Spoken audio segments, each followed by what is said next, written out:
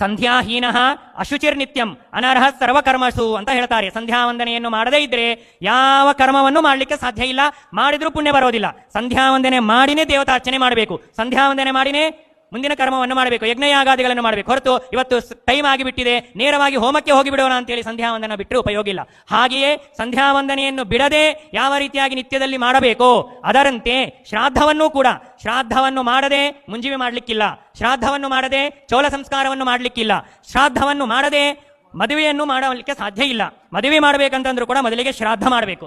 ಇದೆಲ್ಲಿ ಶ್ರಾದ್ದ ಮಾಡಬೇಕು ಅಂತ ಹೇಳ್ತಾ ಇದ್ದೀರಿ, ನಾವೆಲ್ಲಿ ಶ್ರಾದ್ದ ಮಾಡ್ತೇವೆ?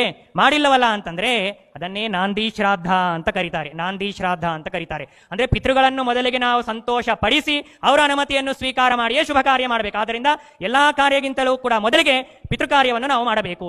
ಈಗಿನ ಕಾಲದಲ್ಲಿ ಏನಾಗಿಬಿಟ್ಟಿದೆ ಅಂದ್ರೆ ಶ್ರಾದ್ದ ಅಂತಂದ್ರೆ ಅದೇನೋ ಕೆಟ್ಟ ಶಬ್ದ ಅಂತ ಅನ್ಕೊಂಡ್ಬಿಟ್ಟಿದ್ದಾರೆ.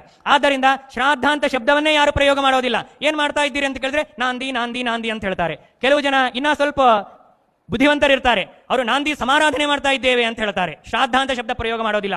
ಇನ್ನೂ ಕೆಲವು ಜನ ಬುದ್ಧಿವಂತರಿರ್ತಾರೆ, ದೇವರ ಸಮಾರಾಧನೆ ಮಾಡ್ತಾ ಇದ್ದೀವ್ರಿ ನಾವು ಅಂತ ಹೇಳ್ತಾರೆ. ಆದ್ರೆ ನಿಜವಾಗಿ ಮಾಡುವಂತಹದ್ದು ನಾಂದಿ ಶ್ರಾದ್ದ.